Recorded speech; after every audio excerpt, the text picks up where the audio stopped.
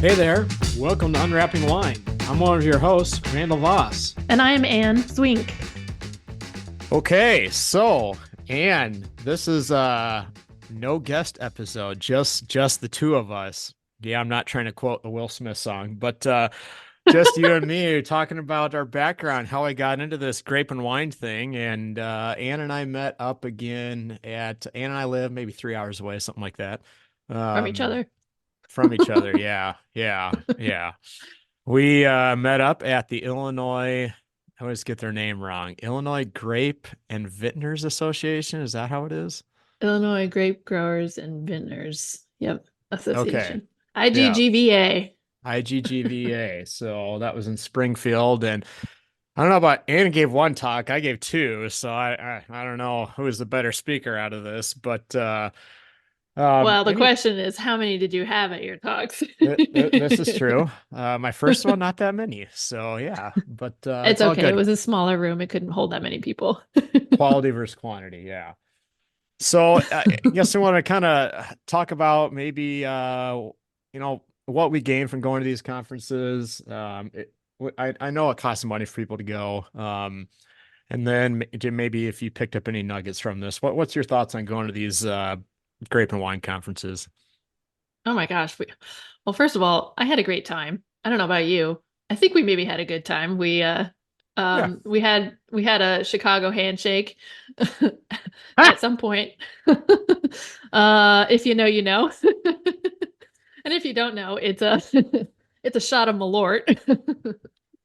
Um, yeah, no, we had a great time. I think we it was great to network with a lot of people. It was a mix of winemakers and growers and industry professionals from Illinois, all around Illinois, and some people from out of state too. There were some people from Virginia and Ohio and Texas and all around, pretty much all around the country, coming to get together to talk about new technologies and innovations and have some nice refreshers too on how best practices for growing grapes and making wine. Um, so yeah, we had a great time. Yeah, there's always something you get out of it. I think sometimes people look at the presentation lineup like, well, I already know that. And there is probably a lot of stuff that people know about, but I don't know, you can always be open to a few different nuggets of information. And you just never know. And I think sometimes I know like I have a small farm on the side, where I like, well, I tried that and it didn't work. And Mhm. sometimes you still got to be open to, well, maybe I did it differently. And I know I get stuck in a rut sometimes where I keep doing the same things I've always done. And so it's Mm. sometimes tough to try new things, but it's always good to hear. And as I think we've had other guests kind of talk about how, there's a lot of relationship stuff in the grape and wine industry, and it's not as glamorous as maybe the outside makes it look out to be. It's a lot of hard work. The margins are tight, in terms of profitability. And so I don't want to say it's good to commiserate because I don't want to make it out in a negative way, but it's good to hear about what other people are challenged with. Yeah. Yeah. And I think one of the things that is really interesting about Illinois specifically is that it spans multiple growing zones, Yeah. right? So there's a huge difference in grapes grown from the north part of the state to the south part of the state. And but the challenge is, there's definitely differences and challenges, different grape profiles, different taste profiles from those grapes. But would you say like growing challenges are pretty similar from top to bottom? Yeah, no matter where you are, cold temperatures are always an issue. Now, cold's relative, right? In southern Illinois, they're probably not worried about -30 so much, but cold temperature is cold temperature, right? So it's all relative. Even in warmer climates, if it gets below freezing, and the grapes are out of dormancy, it's a cold temperature to them. So I think sometimes our grape growing regions, we like to, well, we grow grapes in the toughest part. And I think every place has its own challenges, right? If you're not dealing with cold winters, you're dealing with humidity in the south, and a lot more disease pressure. And so I Mm. I don't think there's any easy place to grow grapes. It's just different challenges. Maybe drier climates have less disease pressure and all that, but maybe the margins are tighter there. So I don't think any region has like the trump card on where the toughest place to grow grapes. It's just different challenges no matter where you are. Or similar challenges, just different ways of looking at it. So but yeah, I appreciate in Illinois. I like they grow Chamberson in Southern Illinois. That's actually one of my favorite grape varieties. We can't grow it where we're at in Iowa. And there's a little bit in far southern Iowa, but just the nice thing is you can appreciate every region kind of has unique thing to try. Yeah, you bring up good points. And that's honestly, that's exactly why we're doing this podcast, right? I mean, we have so many different climates around the country and around the world for growing grapes. And I think grapes have, in ancient past been limited to wherever they just grow naturally. But now that we are able to figure out what grapes are growing better in different regions, that's why we're seeing all of these fun new grape varieties that we can make wine from.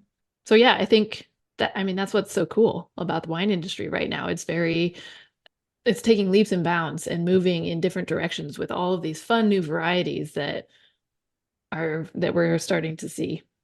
And that's why we're here is to uncover some of those. Yeah, I think what's interesting about Illinois, and I think we're gonna have someone on from Illinois eventually, is they kind of have a rosé campaign. We talked about Yeah. Traminette being Indiana state grape, and um, there's pros and cons to having a state grape. Um, you worry about being pigeonholed a little bit, Wait, and let's talk go about ahead. what a state grape is. Okay, what is a state grape, Anne? Oh, shoot. Okay, well, this could be wrong because I don't even know. Okay, so the state that Randall and I are in is Iowa. Okay, we said it. We're That's in right. Iowa. 75% vowels, 100% awesome. Yeah. Okay. We don't have a state grape in Iowa. No. So I don't think that there's an exact definition of a state grape that I know of. So I'm going to do my best here. And a state grape to me is a grape that state has determined grows really well, and it's kind of unique for that area. And they do a really good job of not only growing it, but making fabulous wines out of it. And so some examples would be Pinot Noir from Oregon, Mm. or as Randall commented, Traminette from Indiana. And Indiana has this whole program. If you've heard our podcasts from a couple of episodes ago, you heard us focus on Traminette. And the whole deal is that Traminette was advertised and Yep. promoted as the state grape and as something that does really well. And it's unique for the region. And so when people think of Indiana wine, they can think, oh, Traminette grows there. Let me go buy a Traminette. Yep. So Iowa doesn't have one of those. We And don't know. Illinois doesn't have a state grape per se, but they have a state style of winemaking. I think that's smart. I mean, just Yeah. because, let's say, especially in a north-south spread state like Illinois, there's not one grape that the whole state grows, basically, right? And so if you have a style like rosé, you can put a lot of different varieties, cultivars, varietals, whatever you want to call it, in there, and so it just gives a lot more flexibility. Yeah. So for instance, in the South, they can grow vinifera and they can make rosés out of, you know, old, older varieties. And in the North, they can't grow vinifera. And so then they use the newer varieties to make a rosé. And it's all inclusive. What would be the cons of having a state grape or a state style? Yeah, I think sometimes people look at it as like, well, that's all you do, right? Um, Mm. and I think that's the challenge. And I know where we're at. There's been discussions of a state grape or a state style or something like that. And if you can get some marketing dollars to help promote an industry, I see good in that because it doesn't mean that's all you grow, but it does pigeonhole you a little bit. If the market shifts away from red versus white wine and you're on the one side that is getting shifted away from there's a risk there that it hurts you. But I don't know. I'll just give you one example. Niagara in Ontario, they used to be known for ice wine, Hmm. and I think some people have struggled to shrug off that a little bit.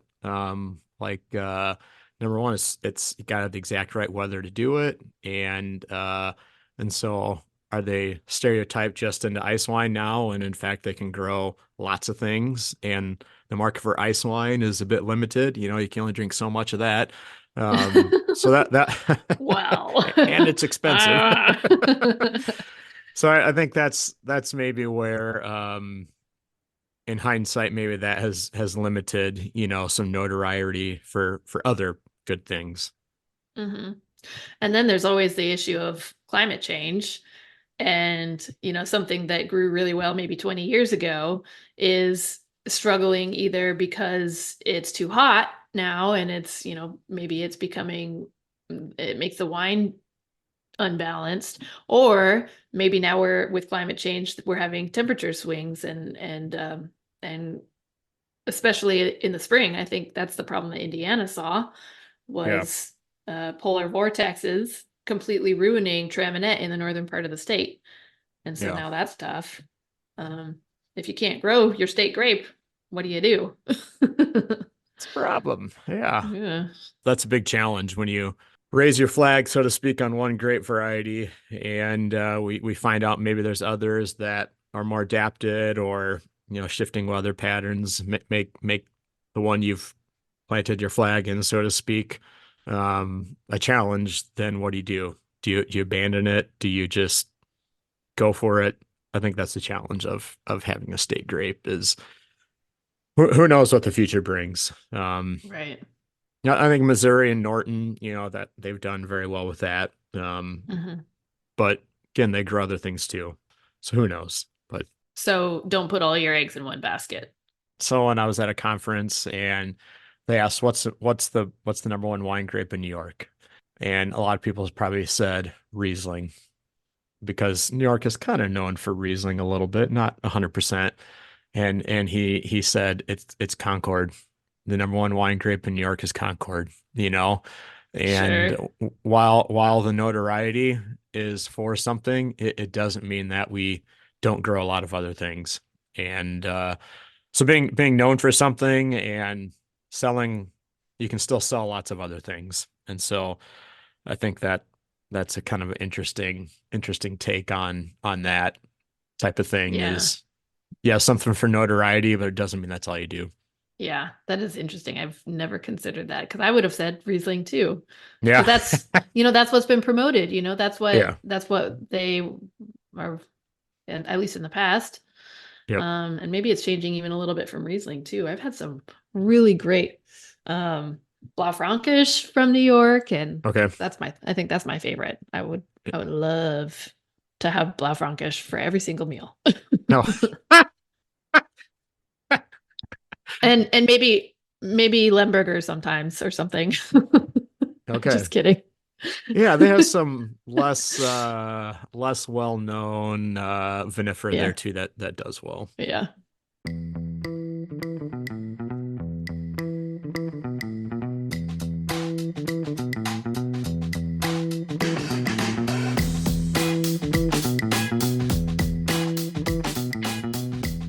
Cool. So, All right. Anne, how did you get into this wine thing? Like, what's? I mean, okay, like we said, we're from Iowa. It's not where we grow potatoes, as people like to joke about. There's a lot of corn in Iowa, and nothing wrong with that. I mean, Anne's family grows corn. I grow corn too, a little bit. But Uh-huh. how'd you get in this whole grape and wine world? What's your story getting into this? Well, the biggest population in Iowa is actually pigs.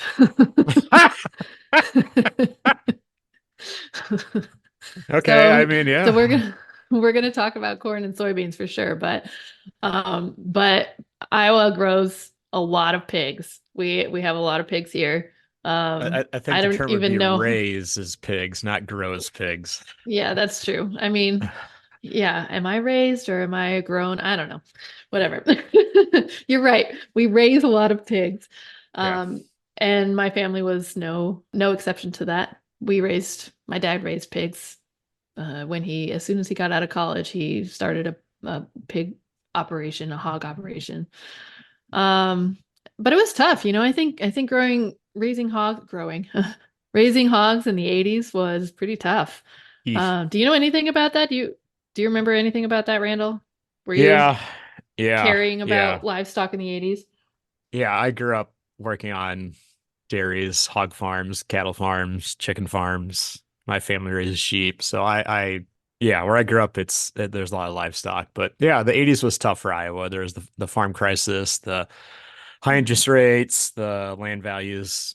Yeah, it wasn't pretty. There's a lot of Yeah. bankruptcies, and it was not a pretty time in Iowa, rural Iowa. So yeah. Yeah, in rural Iowa. Yeah. Yeah, so I think, um, my dad made it through, but it was a constant struggle. And I think it just took a toll. And then the kicker was in 2001, I was in middle school. In 2001, one of our hog barns actually started on fire. There was an electrical problem and it started on fire, but it completely decimated my dad's operation. The entire building was engulfed and he lost all of the animals. Really sad. Yeah. It's a sad story. Yep. And it was especially scary too because we have gas tanks, Oh. regular fuel tanks. And they were right next to that building. And so I think we've always looked back on it and considered ourselves a little bit lucky that the wind was going the direction it was, Hmm. which was away from the tanks. But in small town Iowa, the town that I live in is 25,000 people. But That's not a small town, Ann. that's not small town Iowa, but the small town part of it is that the town that I live in, um, the fire department doesn't come out to our farm. And Oh, so since we're just county, and so okay. all of the county fire stations around us came out. And I think we had like 12 different small town county Hmm. volunteer fire departments helping fight that fire in 2001. Um, anyway, we're very grateful for them. Yep. Support your volunteer fire stations, everybody. You might need them someday. Um, anyway, so we lost I think that was the end for my dad. He was ready to be done with that. That was the last straw. So slowly over the next 6 years beyond that, he moved all of the buildings out. We completely got out of the hog business and we were not raising hogs anymore. And where the original fire was, there was a large void on the farm. And I think it would have been tough to farm with corn and soybeans. It would have been tough to add in. So my Hmm. dad was interested in growing grapes, and he's always been interested in diversifying. I mean, he's not just he's never going to be satisfied with just corn and soybeans. He's always thinking of new fun products that he can be growing or producing or value adding or whatever. So grapes stuck into his mind. Hmm. And he went to a couple of extension field days and decided, yeah, this is it. This is what I'm going to do. So 2006, he decided, yeah, I'm going to plant some grapes. Oh, and it also worked out that my brother, Robert, was studying horticulture at Iowa State right at that time. And so he also came, I think he came home. I think the whole story is that he came home like on a holiday and said, "Hey, Dad, I have this great idea." And my dad said, "Yeah, me too. You go first." And then equally Oh, at the wow. same time, they say, "Let's plant grapes." Interesting. Yeah. So it was really meant to be. So they planted grapes, and in 2006, they decided to plant the grapes. They ordered them for 2007 to be delivered in the spring of 2007. My freshman year of college was 2006, and I was going to school at Purdue, and literally my first, like my third day in class. It was like Wednesday, the last week of August, first week of class. My dad calls me and he says, I think I'm going to order some grapes for next year. He said, I'm going to probably need a winemaker or something. I'm like, hmm. I had 3 days in to agronomy at Purdue. I didn't know what I was going to do. But I thought I was maybe interested in soil science. I don't know, something science, something agriculture. And it was perfect. It was a perfect click. I said, Hmm. yeah, okay, I'll move over to food science immediately and maybe eventually become your winemaker. and and I think my mom, he was excited about that, but my mom was like, "You're switching your major already? You haven't even given it a chance." No, but Moms. I know. No, it was fine, but and then I never switched again because that was absolutely meant to be. I mean, winemaking is the perfect science. You know, there's chemistry and there's biology and there's physics and there's economics and it's there's so much to it. There's psychology. Winemaking is just the perfect science. So it stuck. I stayed there forever, never left. Hmm. There's a couple of other things in there after I finished my undergrad at Purdue. I went to Washington State for a master's in wine sensory, and then I worked at Gallo in Modesto just for 6 months after I finished with my master's. And there I was working with wine sensory, doing sensory tests on different styles of winemaking. And then I was ready to come back to the farm by then. Because we were just starting, the grapes were just being ready, maturity that we could start harvesting them. So 2012, we started building a building here. 2013 was our first vintage, and I've been here ever since. Interesting. Yeah. So from the hog world to the wine world.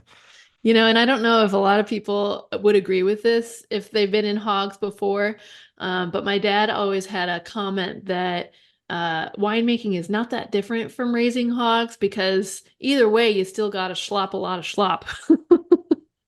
Okay. Yeah, I don't think most people would correlate those two together. So No, well, winemaking is, of course, much more aromatically pleasant. yeah. It's still a lot of physical labor. I think people probably don't realize, Yeah, right? exactly. Yeah. Yeah, Interesting. that's exactly it. Well, I don't want to tell you how old I was in 2006, and you were starting college, and I was already in the working world. So, yeah. And told me Let's hear it. I'm a, what did you call me? A late Elder millennial, millennial. elder millennial. Okay. I probably more feel like I'm, uh, is it Gen X before that? But yeah, gotcha. Okay, yeah. How did I get in this? Well, I kind of like Ann. I grew up in rural Iowa. When Ann says her hometown is small at like 25,000, the nearest town I grew up near was 300. So Ooh. we lived in the country, had a small farm. But yeah, I grew up in the milking cows, working on hog farms, walking soybeans, all that kind of stuff. And I went to a small private college, and I knew I wanted to do plant science, agricultural plant science. And the college I went to didn't have any horticulture really. And so I had some experiences where, I like working with horticulture. I initially thought I was actually getting into floriculture because when I was in Hmm. college, I actually spent a half year in the Netherlands working at a tulip farm, and I really Oh enjoy. my.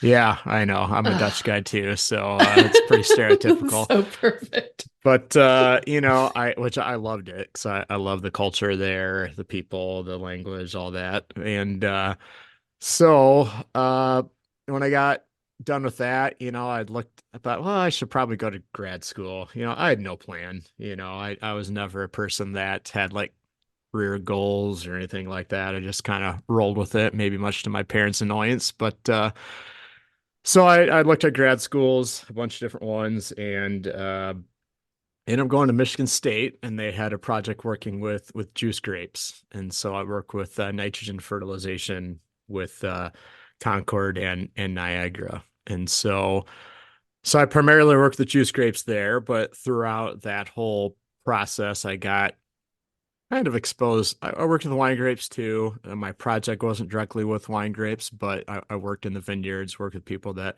worked with wine grapes.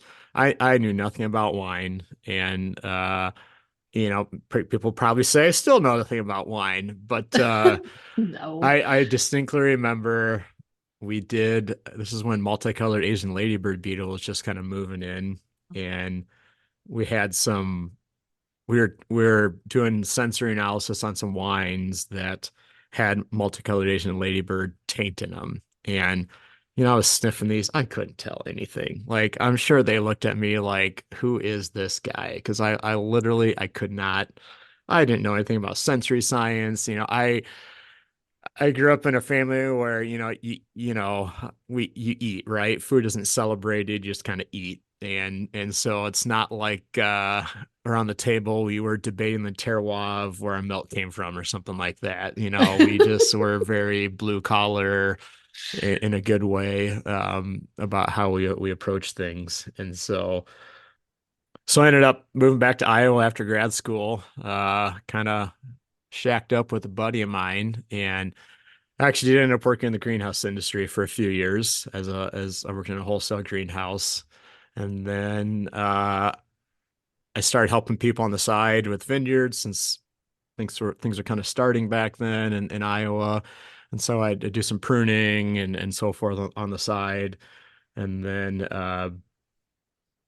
there's a community college in Des Moines, DMAC, Des Moines Area Community College was starting a program where they needed someone that provided technical assistance to grape growers, and then also we taught some web blended courses. And so Murley Damadakari, who recently passed away, kind of he we hooked up, chatted a lot, and so I started at this community college.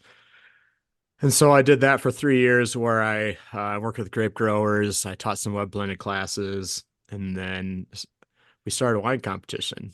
And a lot of people are involved in that. And at the start, I was just the guy putting stickers on bottles, after they and again, I was still learning about wine, and I was always a little, I want to say, self-conscious. It's probably appropriate when we go to these conferences and people are like, well, what do you think of my wine? And it's always I always hate that to begin with, because it really puts you on the spot, right? Mhm. Where people ask that. So I intentionally avoid answering those questions, not gonna lie.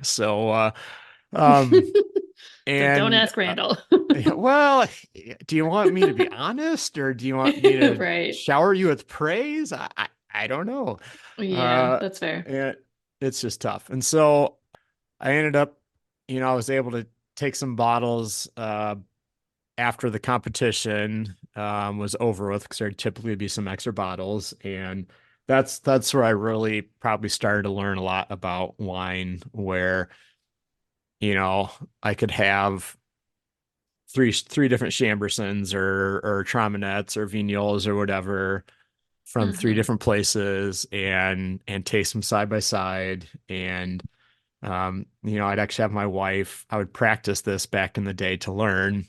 Hmm. I'd have put them in this order, and I would practice at night trying to rearrange them in the same order. And so just to kind of improve my own skills, so to speak, um, just because I needed to, basically. And long story short, I kind of became coordinator of that wine competition, which basically mean I did the behind the scenes organization, so to speak. It's called the Mid American Wine Competition. It's since shut down. Doug Frost was our competition director. Bob Foster was the director. Doug Frost was the head judge. And I think Hmm. that we ran that for like 13 years, some 14, Wow. something like that. And so I learned a lot through helping manage that. And my office was in the culinary school at that time. So I got exposed to a lot of different things. I had the time to do all that. And then also I started working on my PhD on the side while I was teaching.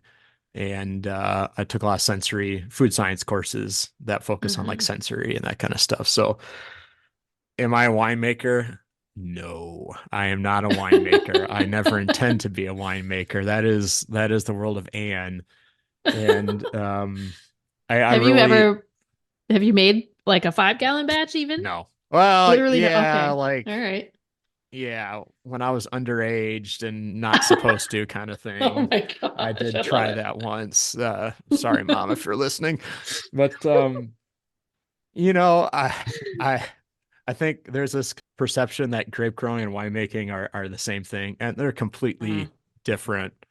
Some people So can do true. both, right? They can. Yep. And I'm not saying you can't, but they are two very different skill sets. Um, Hmm. and what attracted me to grape production is, if you grow corn and soybeans and nothing wrong with that, I grew up with that. I do dabble with that on the side a little bit just to kind of keep my finger in the commercial world. There's no value addedness to it as much. It goes to a bin, it gets sold somewhere. The thing about grape production, it is both an art and a science. And Hmm. I think that really appealed to me that, the work you do in the vineyard directly correlates to the final project. And not that the work you do in a field doesn't correlate to the quality of what you do, in the row crop world either. I mean, there's challenges with that too. It's just there's a direct linkage. That's great. I think what you're talking about, and I agree with you, is winemaking is kind of intimate. The end product, well, from the very beginning, we have one person who's, or a couple, or however many, thinking about how it smells and how the grapes smell, and how they're, what factors are going to affect the individual bottle that it's going to eventually end up in. And then that individual bottle is going to into somebody's hand, and somebody's going to enjoy that. And so it's very much more intimate. Whereas like corn and soybeans, it's going to all be mass processed, and it's not separated out nearly as minutely as grapes are. Yeah. Yeah. And I mean, and what I do appreciate about some winemakers, they put the name of the vineyard on the bottle, right? And Hmm. Hmm. there's pros and cons to that. But I do think it does give a nod to who put the effort in to do this, right? So Hmm. um, I appreciate that. And there's so many different ways of growing grapes. I probably have a different approach than a lot of growers do, but it doesn't mean that, they're right and I'm wrong, or I'm right and they're wrong. And I think that's what's cool about it. In the vineyard world, we talk about balance, like a balance, and it's such an elusive Hmm. thing that well, you talk about in the wine world too, right? That it's a moving target every year, and I think that's super super interesting to me. So Yeah, depending on the climate and how the vines themselves are doing. And yeah, there's so many factors. I mean, how often do you have consistent a consistent product, especially in a variable climate like Iowa? It's not very often. Every single year is different. I think that's another thing that you're talking about putting vineyards on labels. Another thing that you don't always see all the time, but sometimes, is vintages on labels. So the year that yeah, the grapes were harvested and produced. Um, I mean, that if you can see that, and if for instance, doing a vertical, if you can have access to a vertical tasting yeah, and have this, so that's where you have the same grape variety, or the same wine from the same producer, but different vintages. It's fun to taste it side by side and see how the weather affected it, or winemaking practices, or I mean, anything. There's so many variables and how that affects the wine. Um, I think I think we learn so much when we do vertical tastings. yeah. And that's So tough to do at home, right? It's yeah. expensive. When I was helping run that wine competition, the people that I knew would be comfortable with me asking these questions, I would ask, okay, let's say you're La Crescent got a gold medal, best of show, whatever it is, right? And I Hmm. know there's people that don't like wine competitions, and I get that, right? They're not the end all be all. I think it's a tool, but we don't need to get into that. But I would ask them, when did you harvest it? What was the Brix PHTA? And I wasn't going to share that, with people. It's just so when I was advising people, um, what what would I learn? And some varieties of grapes ripen better are better at a lower sugar level when you're harvesting out of the field. And so that helped me know, okay, um, how do I provide input on when to harvest these cultivars? And like I say, if I didn't have access to the wine competition, I don't think I would Hmm. have learned as much as I did. And again, some people probably still think I don't know anything about wine, but I try.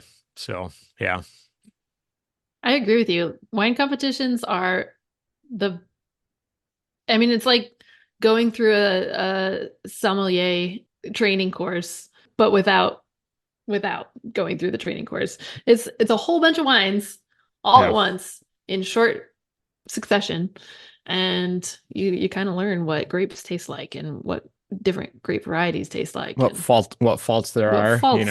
Oh yeah. Oh Yeah, yeah. you can read all you want about what is oxidation, smell like, but you Hmm. know, when you're able to see it side by side, obviously there's color differences sometimes, but that really helps you. And that's another pro of these conferences and is Hmm. the nightlife.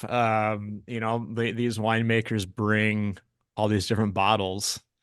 And I don't think to be braggadocious or anything because generally they want to share and so Hmm. that people can learn and so that's the other positive of going to these conferences. If you're you don't have to be like a party animal to at night, to go to the social event where there's some wine sharing and so forth, and in a short amount of time you can see so many different things, which I think is cool.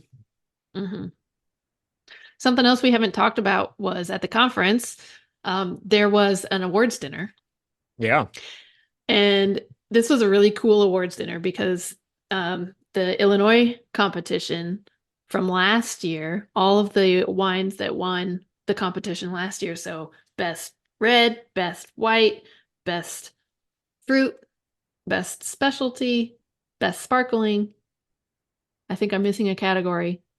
I think maybe just best overall. I think that was the last one, best overall. All of those wines were paired with a 6-course meal that we had at this awards dinner. And wow, that was amazing. Didn't you think? I mean, the food was Yeah. fantastic, but then when you pair it with, I mean, it was specially paired by the chef to go with these 6 award-winning wines.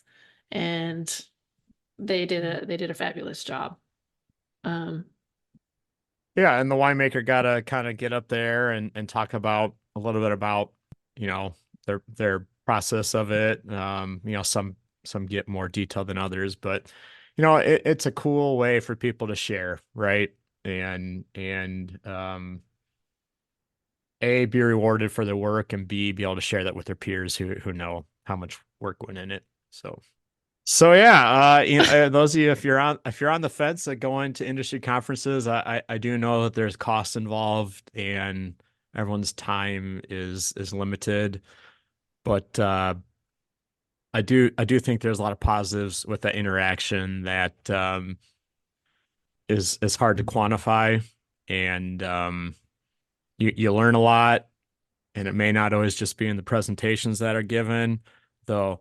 Shout out to those that give those presentations. Show mhm. up and at least pretend like you're interested. Um, but consider it if you haven't gone to those industry events.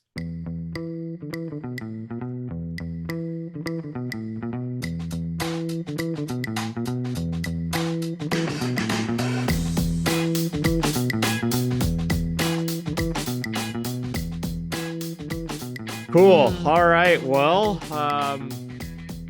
sorry if you're looking for a guest. Ann and I thought we'd just kind of talk about our background a little bit, share our stories, and that kind of thing, so that Hmm. you maybe know our background. And if you have any suggestions for future episodes, let us know.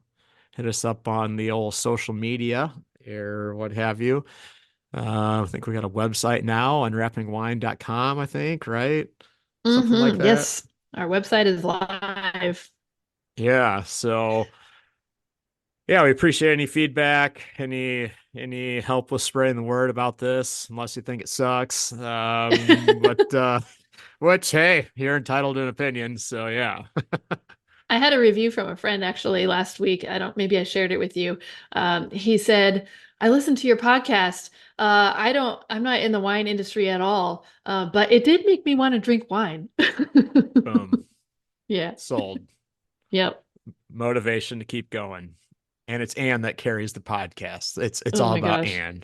No, I do think that we should maybe talk a little bit about, we talked about our backgrounds, but we should talk a little bit about what we're doing now. Um, True. we Yeah, talked about how we got here, but we didn't talk about what our day to day looks like now. this is true. Uh, You want to go so first? sure. Yeah, I'll go first. Okay, so I mentioned that our first harvest, our first vintage in production was in 2013. My winery is northeast of Fort Dodge. That's my little small town. And we have 10 acres of grapes that we grow. And so some of the varieties we've already featured and some of the varieties we haven't. But we are all cold hardy hybrids. So we have the whole family of Frontenac. We have Frontenac, Frontenac Gris, Frontenac Blanc. Then we have La Crescent, we have St. Croix, Geneva Red, St. Pepin, Marquette. I'm probably missing one. Um, but we those are the grapes that we grow, and we make a whole bunch of different styles of wine. We do dry. We make sweet wines. We make dry wines. We make sparkling wines. We do a late harvest style. We do a port style, and we do a bunch of blends also. And we're making wine for our brand, Soldier Creek Winery, but we're also making wine for a couple of other brands around the state. And I would say that our specialty is working with 100% Iowa. We've been 100. The one exception was our very first year. We did not have enough grapes to make enough wine, and I think it must have been a low production year around the state. So we pulled grapes from out of state a little bit too, just from our neighboring states, from Minnesota, from Wisconsin. Um, yeah. So those are the grapes and wines that we grow and we make, and we mostly distribute directly to the consumer in Iowa, and we also ship around the country. And your whole family's involved, right? Your brother, your sister, your parents. It's like a family deal. It is a family deal. It's like I like them or something. Um, I no, don't yeah, work it's with a my whole family siblings. deal. It's actually kind of crazy. My brother and my dad do farming, and they also manage the mechanics of the vineyard. And my mom is out doing a lot of the physical labor in the vineyard, and she has a whole crew that she manages. I do the winemaking, and I have a couple of people who work with me. My sister-in-law, my brother's wife, does social media and marketing, and my sister does all of the events coordinating, and she manages the tasting room staff and a lot of the administrative work. So yeah, so we're all, working together almost every single day. And not only that, but in town, so my parents still live out here out at the farm, but my siblings and I all live in town, and we all live on the same street within 4 houses of each other. Like a little Wow. compound. It's kind It's of a lot of crazy. it's a lot of togetherness. It's a lot of togetherness, but I think, that's something that our family finds very important is Good. family togetherness. And, we all help each other raise the kids, and we all help each other raise our business, and it's a good thing. Very intertwined. Interesting. Very intertwined. Okay, what's your day to day look like, Randall? My day to day. So I work with commercial fruit growers, all fruits. I work Mm. ISU extension is my role. So I probably mostly work with grape growers, but I help other fruit growers too. Um, and well, every day is different for me. So next few Saturdays, I'm giving talks at different places.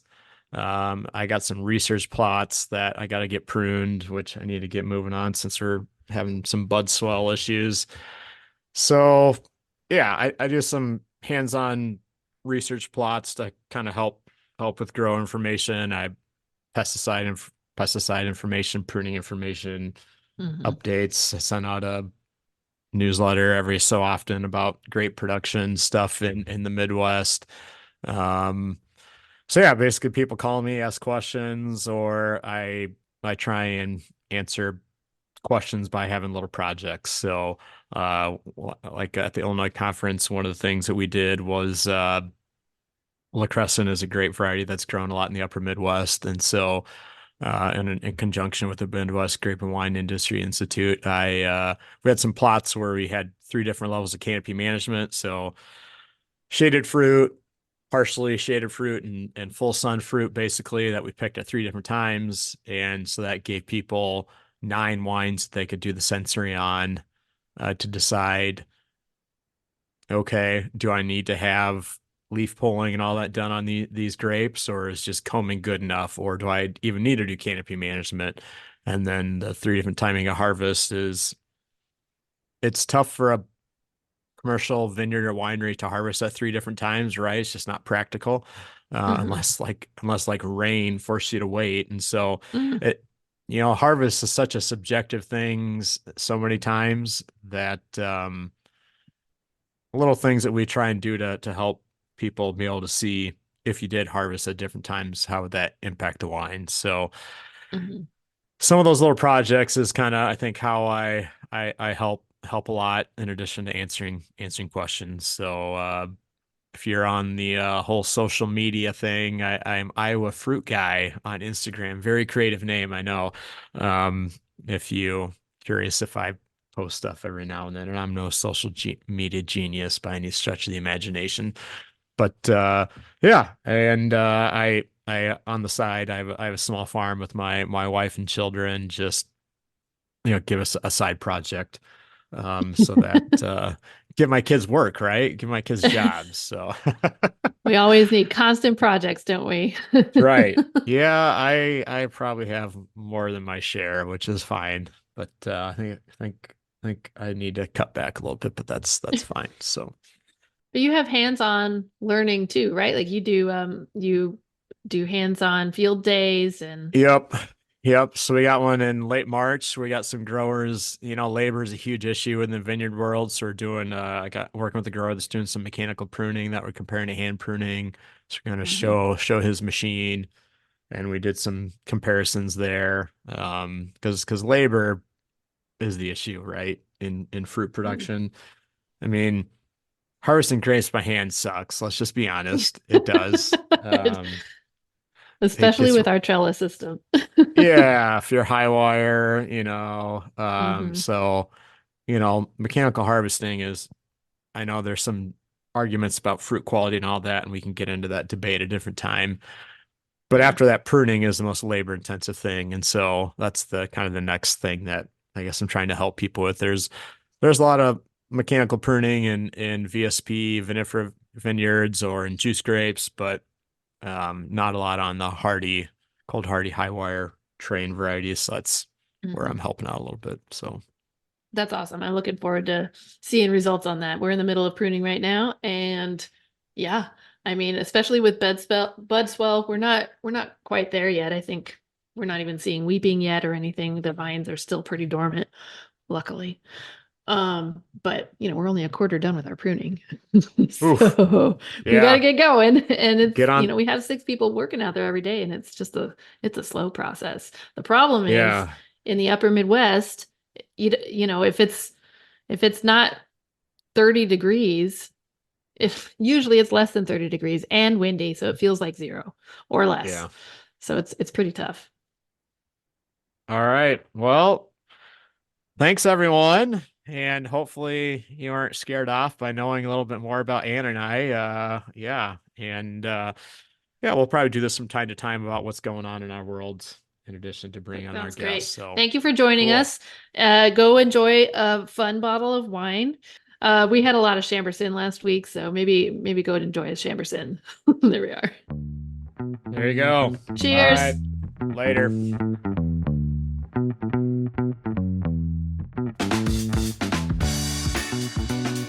Thanks for listening. Check out the Unwrapping Wine podcast on Facebook and Instagram for information about the show and upcoming episodes. We're also on unwrappingwine.com.